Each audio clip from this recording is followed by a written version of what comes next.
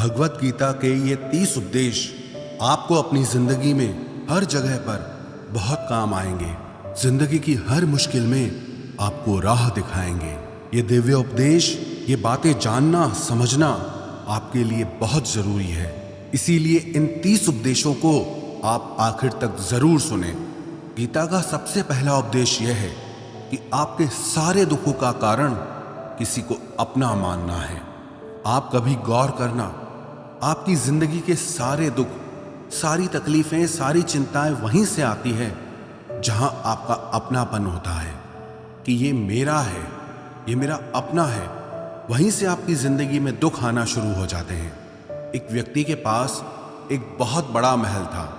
उसने जिंदगी भर की सारी संपत्ति लगाकर उस महल को बनाया था।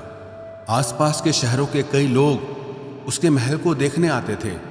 कई बड़े बड़े सेठ उसके महल को खरीदने की कोशिश करते थे, पर वो महल उसका अहंकार था, उसकी जीने की वजह था। उसका उस महल में बहुत मोह था। एक दिन उसके महल में आग लग गई और वो कहीं बाजार गया हुआ था। जब वो घर लौट कर आया तो उसने देखा कि मेरा महल आग में जल रहा है। अपने घर को आग में जलता हुआ देखकर उसे इतना दुख हुआ। उसने कहा, अगर ये महल नहीं रहेगा तो मैं भी जिंदा नहीं रहूंगा। अगर मेरा महल ही जल रहा है तो मैं जी के क्या करूंगा। वो भी उसी आग में छलांग लगाने की कोशिश करने लगा। तो किसी ने उसे रोक लिया कि भाई, ये जो तुम्हारा महल है, इस महल का सौदा कल तुम्हारे बेटे ने किसी के साथ कर लिया है। जब उसे पता चला कि ये महल अब मेरा नहीं रहा, किसी और का हो चुका है, तो उसकी सारी चिंता खत्म हो गई। जैसे और लोग उस जलते हुए महल को देखकर तमाशा देख रहे थे, वैसे ये भी खड़ा हो गया। इतनी ही देर में उसका बेटा आया। वो अपने बेटे को देखकर बहुत प्रसन्न हुआ। उसे आशीर्वाद देने लगा कि तेरे जैसा बेटा तो बहुत भाग्यों से मिलता है। तूने तो मेरी जिंदगी बचा ली। आज इस घर में आग लगी है और तूने कल ही इसका सौदा कर दिया। वो अपने पिताजी से कहने लगा कि पिताजी, मैं इस महल के सौदे के लिए बात तो करने गया था, पर सौदा अभी पक्का हुआ नहीं है। जब उसके पिता ने यह सुना कि अभी इस महल का सौदा हुआ नहीं है, तो वो फिर फूट फूट के रोने लगा, फिर अपनी छाती पीटने लगा। महल वही है, इंसान वही है, लेकिन जब महल मेरा है तब वो दुख भी देता है, खुशी भी देता है। लेकिन जब वो मेरा नहीं है, उससे मेरा कोई रिश्ता नहीं है, तो सारे दुख ही खत्म हो जाते हैं। ऐसे ही जिंदगी में जब किसी जगह को, किसी इंसान को, किसी रिश्ते को, किसी काम को हम अपना मान लेते हैं, मेरा मान लेते हैं, तो वहीं से ही सारे दुखों की शुरुआत होती है, वहीं से हर तकलीफ की शुरुआत होती है। तो श्रीमद् भगवत गीता का पहला उपदेश यही है कि आप जैसे ही किसी को अपनी जिंदगी जीने की वजह मान लेते हो कि इसके बिना तो मैं जी ही नहीं सकता, तो वो चीज, वो इंसान, वो काम आपको बहुत दुख देता है। गीता का दूसरा उपदेश यह है कि अवश्यमेव भोक्तव्यम कृतं कर्म शुभाशुभम, कि आपने कोई भी कर्म किया हो उसका फल आपको जरूर भोगना पड़ेगा। अगर आपने अच्छे कर्म किए हैं तो जाने अनजाने किसी मुश्किल वक्त में आपको वो आपके अच्छे कर्म उस मुश्किल वक्त से बचा लेंगे। अगर आपने गलत कर्म किए हैं, पाप किया है, तो उसकी सजा भी आपको जरूर मिलेगी। वो इंसान कितना ही छुप कर कर्म करे, चाहे वो कितना ही चालाकी से कर्म करे, लेकिन कहते हैं कि उस परमात्मा के, ईश्वर के चारों तरफ कैमरे लगे हुए हैं। हमारे एक एक कर्म पर वो प्रकृति, वो परमात्मा अपनी दृष्टि बनाए रखते हैं। हमारे एक एक कर्म का हिसाब होता है। एक गांव में 2 मित्र रहते थे। उन दोनों ने विचार किया कि इस गांव में हम धन नहीं कमा पा रहे। वो दोनों धन कमाने के लिए शहर में चले गए। कुछ वर्ष वहां रहकर उन्होंने काफी धन कमाया। फिर सोचा कि अब हम अपने घर वापस चलते हैं। पर्याप्त मात्रा में हमने धन कमा लिया है। उस समय पे यातायात की इतनी सुविधाएं नहीं होती थी। वो अपने बैलों पर ही यात्रा कर रहे थे। चलते चलते मार्ग में रात हो गई, तो उन्होंने विचार किया, आज रात हम यहीं विश्राम करते हैं। एक मित्र ने कहा कि मैं यहाँ पर रहकर धन की रक्षा करता हूँ, तुम बाजार जाकर भोजन की व्यवस्था कर लो। जब वो मित्र बाजार गया तो उसके मन में पाप आ गया। उसने कहा, इतना पैसा हमने कमाया है, अगर मैं इसको यहीं जंगल में मार दूं तो सारा पैसा मेरा हो जाएगा, नहीं तो मुझे इसका आधा धन इसको देना पड़ेगा। मन में ये खोट आने पर उसने अपने मित्र के खाने में जहर मिला दिया, और जब वो खाना लेकर के अपने मित्र के पास गया, उसका मित्र वो जहर वाला खाना खाकर वहीं पर उसकी मृत्यु हो गई। वो व्यक्ति सारा धन लेकर के अपने घर वापस आ गया। फिर उसके घर में एक पुत्र ने जन्म लिया। जब उसका बेटा पैदा हुआ तो वो बहुत बीमार रहता था। उसने अपने जीवन में जो कुछ भी धन कमाया था, उसका वो सारा धन अपने बेटे के इलाज में ही खत्म हो गया। बेटा बड़ा होता गया और उसका धन नष्ट होता गया। जब उसका बेटा थोड़ा बड़ा हो गया तो उसके पिता ने पूछा कि बेटा, तू इतना बीमार क्यों रहता है, तू ठीक क्यों नहीं होता? मैंने अपनी जिंदगी का सब कुछ तुझ पे लगा दिया, पर फिर भी तेरी तबीयत ठीक नहीं रहती। तो उसके बेटे ने बोला, कौन सा बेटा और कौन सा पिता? मैं तेरा वही मित्र हूं जिसको तूने जंगल में जहर दे के मार दिया था, लेकिन मैं अपना वही हिसाब पूरा करने के लिए तेरे पुत्र के रूप में तेरे घर में आया हूं। अब मेरा तेरा हिसाब बराबर और मेरा जीवन अब यही समाप्त होता है।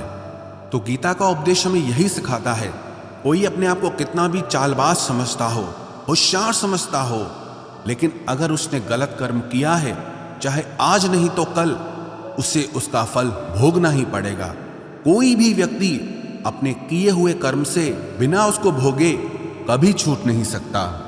गीता का तीसरा उपदेश यह है कि आज में जियो, कल की चिंता करना छोड़ दो। जो भी व्यक्ति अपने बीते हुए कल या अपने आने वाले कल में खोया रहता है, वो जिंदगी में कभी खुश नहीं रह सकता।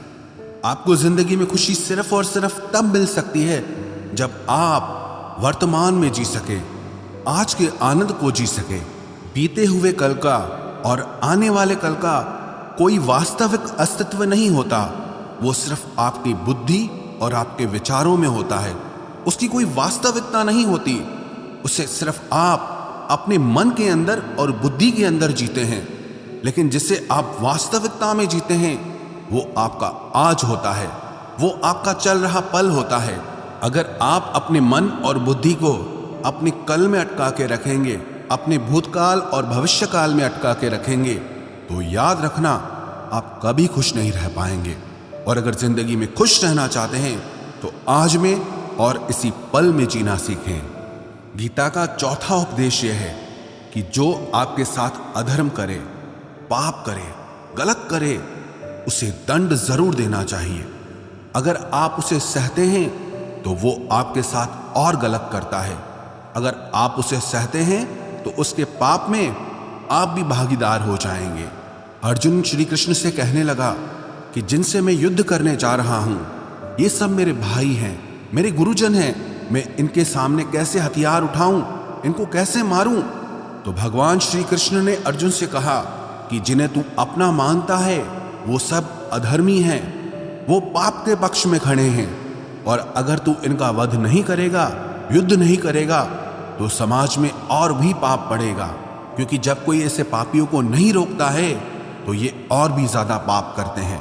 ऐसे ही जब आपके साथ कोई गलत करता है, आपको चोट पहुंचाता है, दुख पहुंचाता है, और आप वो चुपचाप सहते रहते हैं, तो उससे सामने वाले को बल मिलने लगता है, वो आपको कमजोर समझने लगता है, और आपके साथ गलत करने को वो अपना हक समझने लगता है।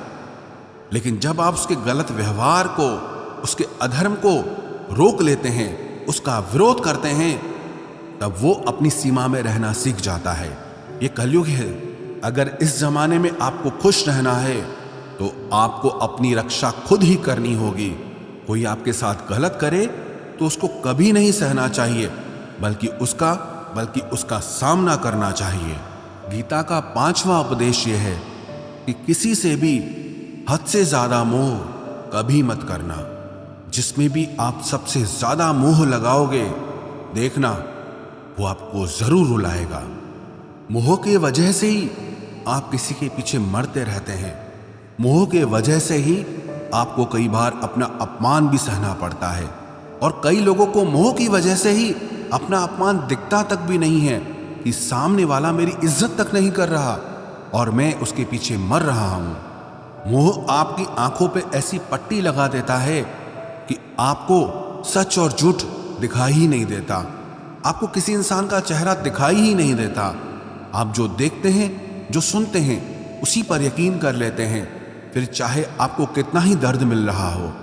अगर आप किसी इंसान को ठीक से समझना चाहते हैं, किसी की सच्चाई जानना चाहते हैं, तो उसके लिए ये बहुत ज़रूरी है कि आप उसके मोह से जल्दी बाहर आ जाएं।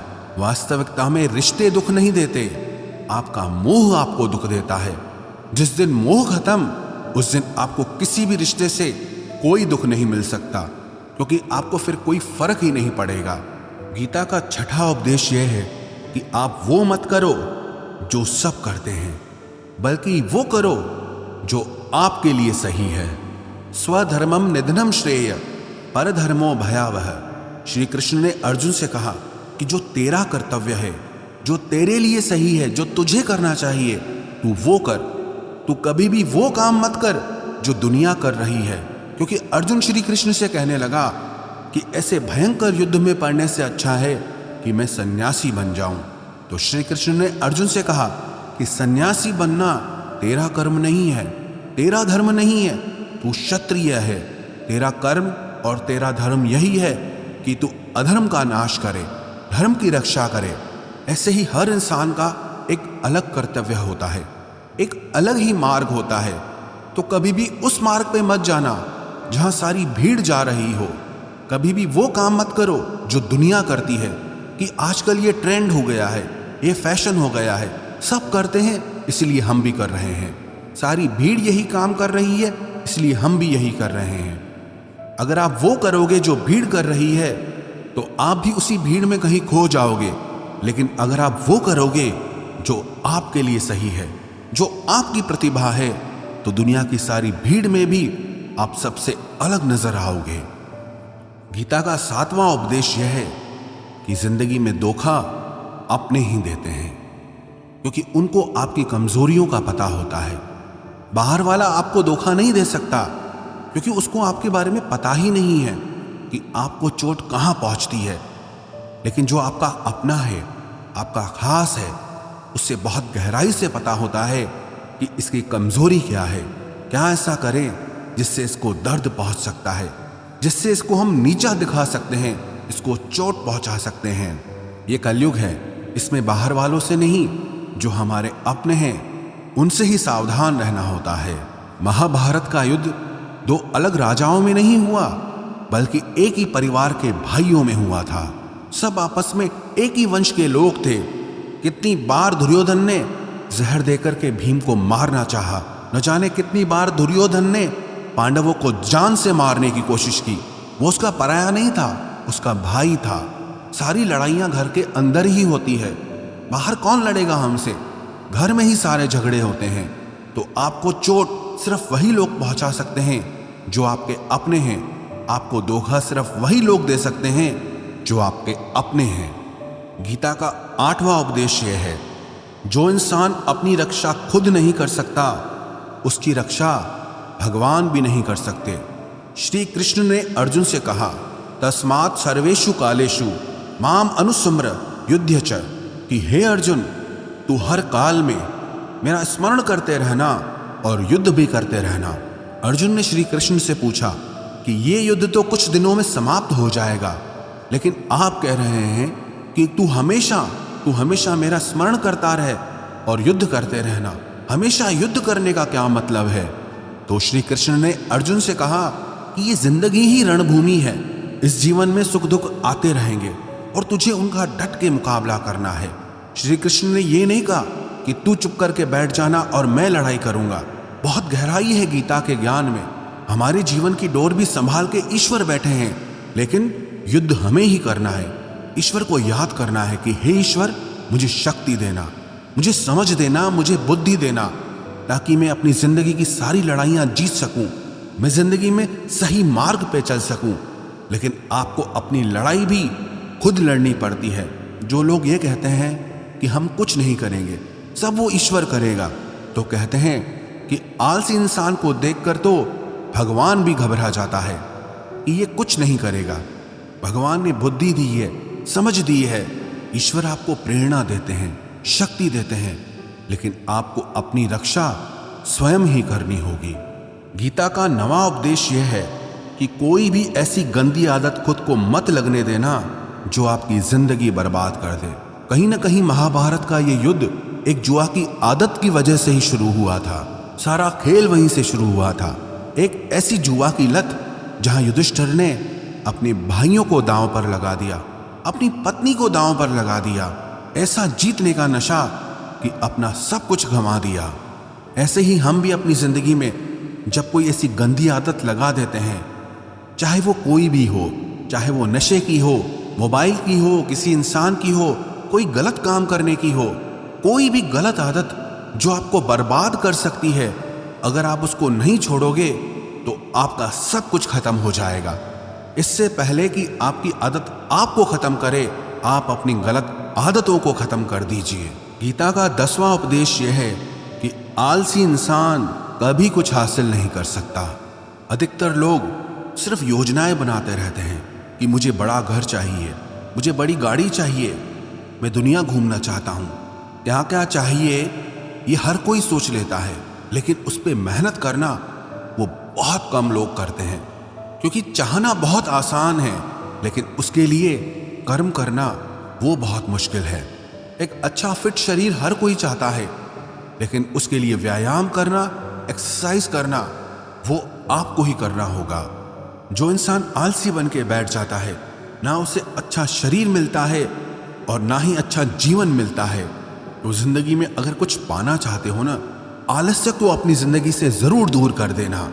आलस के चलते आपको कुछ मिलने वाला तो नहीं, लेकिन जो आपके पास है आप वो भी गंवा दोगे। गीता का 11वां उपदेश यह है कि जिंदगी में अगर खुशी चाहते हो तो मन की गुलामी का त्याग कर दो। कई लोग कहते हैं कि हम करना तो बहुत कुछ चाहते हैं, लेकिन कुछ कर नहीं पाते। पता भी सब कुछ है कि क्या करने से हमारी जिंदगी बेहतर हो सकती है, क्या चीज है जो हमको नुकसान पहुंचा रही है, लेकिन फिर भी कुछ कर नहीं पाते। समझते सब कुछ हैं, लेकिन समझ कर भी, चाह कर भी कुछ कर नहीं पाते। वो इसीलिए होता है क्योंकि आप अपने मन के गुलाम बन चुके हो। अरे लोग तो अपनी जीभ का स्वाद तक नहीं छोड़ पाते, फिर कहते हैं कि हम पतले नहीं हो पाते हैं, फिट नहीं हो पाते हैं, सक्सेस नहीं मिल रही है। क्योंकि जो आपको करना चाहिए आप वो करते नहीं हैं। आपका मन सब कुछ समझ कर भी आपको वो करने नहीं देता। इसलिए जिंदगी में अगर आगे बढ़ना है, मन से चलना छोड़ दो। जो आपके लिए सही है वो आपको करना ही पड़ेगा। गीता का 12वां उपदेश यह है कि जो आपका है वो आपको मिलकर ही रहेगा, और जो आपको नहीं मिला है उसके लिए रोना छोड़ दो। आप जिसके लिए जितना रोओगे वो चीज आपसे उतना दूर जाएगी, और जो चीज सच में आपकी है वो कहीं ना कहीं से आपके पास जरूर पहुंच जाएगी। इसलिए जो आपको जिंदगी में हासिल नहीं हो रहा या हासिल नहीं हुआ, उसका पछतावा करना, उसके लिए रोना आप बिल्कुल बंद कर दो। गीता का 13वां उपदेश यह है कि आप संसार से जितना प्रेम लगाओगे उतना ही जीवन में दुख और पीड़ा का अनुभव करोगे। गीता का 14वां उपदेश यह है कि जिस इंसान को बात बात पर क्रोध आता है, सुख और शांति उसके जीवन में कभी नहीं आ सकते। क्योंकि जो इंसान बहुत ज्यादा क्रोधी होता है ना, उसके सारे मित्र उसे छोड़कर चले जाते हैं।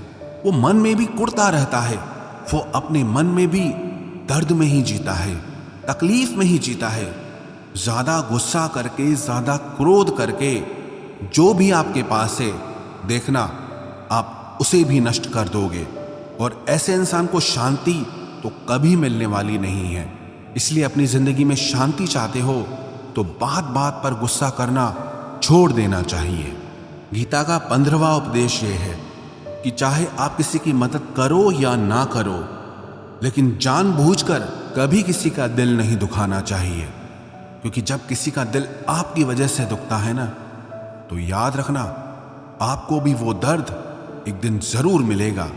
क्योंकि जब आप किसी का दिल दुखाते हैं तो आपको पता नहीं चलता, लेकिन जब कोई आपका दिल दुखाता है तब आपको समझ में आता है कि दिल पर चोट लगने से कितना दर्द होता है।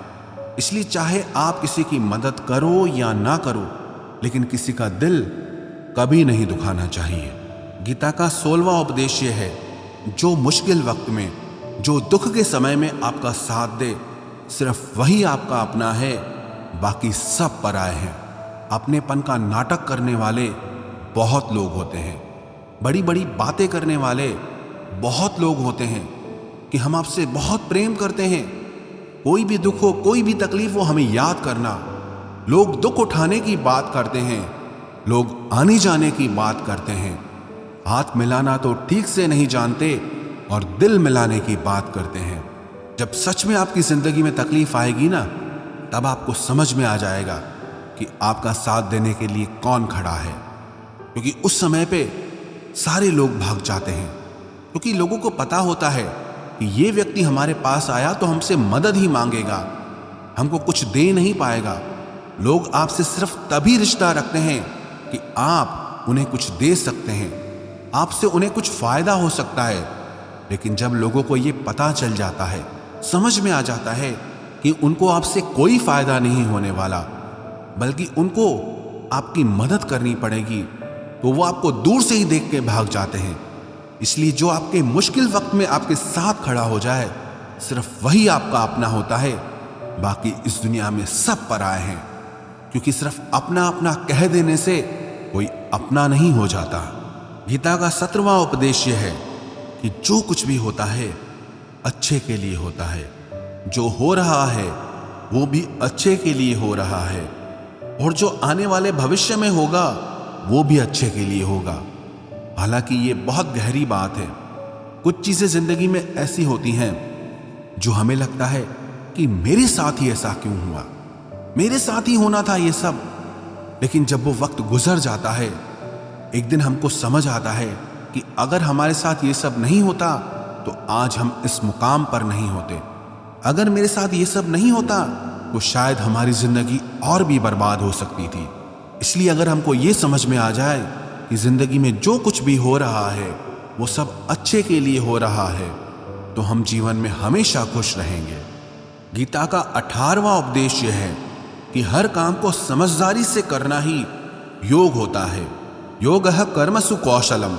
कई लोग काम तो करते हैं लेकिन उन्हें हासिल कुछ नहीं होता। बहुत लोग कहते हैं कि हम बहुत मेहनत करते हैं, तब भी जिंदगी में सफलता हासिल नहीं हो रही। बहुत कुछ करने से, बहुत मेहनत करने से आपको सफलता नहीं मिलेगी, लेकिन सही तरीके से, समझ के साथ काम करने से आपको जिंदगी में सफलता जरूर मिलेगी। गीता का 19वां उपदेश यह है कि कभी भी किसी भी चीज की अति नहीं करनी चाहिए। कोई भी चीज हद से ज्यादा मत करना। किसी से प्रेम भी हद से ज्यादा मत करना। किसी से नफरत भी हद से ज्यादा मत करना। हद से ज्यादा मीठा भी खराब, हद से ज्यादा कड़वा भी खराब। हद से ज्यादा आराम भी आपको बीमार कर देगा। हद से ज्यादा खाना भी आपको बीमार कर देगा। हद से ज्यादा भूखा रहना भी आपको नुकसान पहुंचाएगा, और हद से ज्यादा जागना भी आपको बहुत नुकसान पहुंचाएगा। तो जीवन को संतुलन के साथ जीना चाहिए। जैसे ही आप संतुलन खो देते हैं, वैसे ही आपके जीवन में दुर्घटना हो जाती है। गीता का 20वां उपदेश यह है कि जिसे आप सबसे ज्यादा महत्व दोगे, वो आपको कभी महत्व नहीं देगा। आपने कभी गौर किया कि आपका अपमान कौन लोग करते हैं? आपका अपमान सिर्फ वही लोग करते हैं जिसे आप सबसे ज्यादा महत्व देते हैं। दूसरों की इज्जत करना अच्छी बात है, पर दूसरों की अगर बहुत ज्यादा इज्जत करोगे तो उनकी नजर में आपकी ही इज्जत खत्म हो जाती है। इसीलिए किसी को भी कभी भी अपना सब कुछ नहीं बनाना चाहिए कि तुम ही मेरे सब कुछ हो। जैसे ही आप किसी को सब कुछ बना लेते हैं अपना, तो आप उसके लिए कुछ भी नहीं रह जाते। इसलिए लोगों को इज्जत उतनी ही देनी चाहिए जितना वो हजम कर सकें। हद से ज्यादा इज्जत देना आपकी ही बेइज्जती करवा सकता है। गीता का 22वां उपदेश यह है कि किसी पर भी आंख बंद करके भरोसा मत करना। जैसे महाभारत की कथा में दुर्योधन ने कितनी बार षड्यंत्र करके पांडवों को मारने की कोशिश की, आग में जलाने की कोशिश की, और वो धर्म पे चलने वाले लोग बार बार उसकी बातों में आ जाते थे। ये बात और है कि ईश्वर उनकी रक्षा कर रहे थे, पर जिसे वो अपना भाई समझ रहे थे, जिसे वो अपना सगा समझ रहे थे, जिस पे वो भरोसा कर रहे थे, वही उनकी मृत्यु करवाना चाहता था। इसीलिए भरोसा करते समय अपनी आंखें जरूर खुली रखना। गीता का 23वां उपदेश है, जिसके साथ सत्य और ईश्वर की शक्ति है। चाहे सारी दुनिया उसके खिलाफ हो जाए, लेकिन अंत में जीत उसी की होती है। श्रीमद् भगवत गीता में 18 अध्याय हैं, 700 श्लोक हैं। गीता का आखिरी श्लोक है, यत्र योगेश्वरः कृष्णो यत्र पार्थो धनुर्धर तत्र श्रीर विजयोर्भूतिर ध्रुवानी तिर्मतिर्मम। धृतराष्ट्र बार बार संजय से पूछता था कि बताओ, युद्ध में कौन जीत रहा है, कौन हार रहा है, क्योंकि उसे विश्वास था कि महापराक्रमी भीष्म पितामह मेरे पक्ष में हैं, गुरु द्रोणाचार्य वो मेरे पक्ष में हैं, कर्ण मेरे पक्ष में हैं, तो हमें कौन हरा सकता है। लेकिन संजय ने धृतराष्ट्र से कहा कि जहां पर ईश्वर है, जहां पर सत्य है, हमेशा वही जीतता है।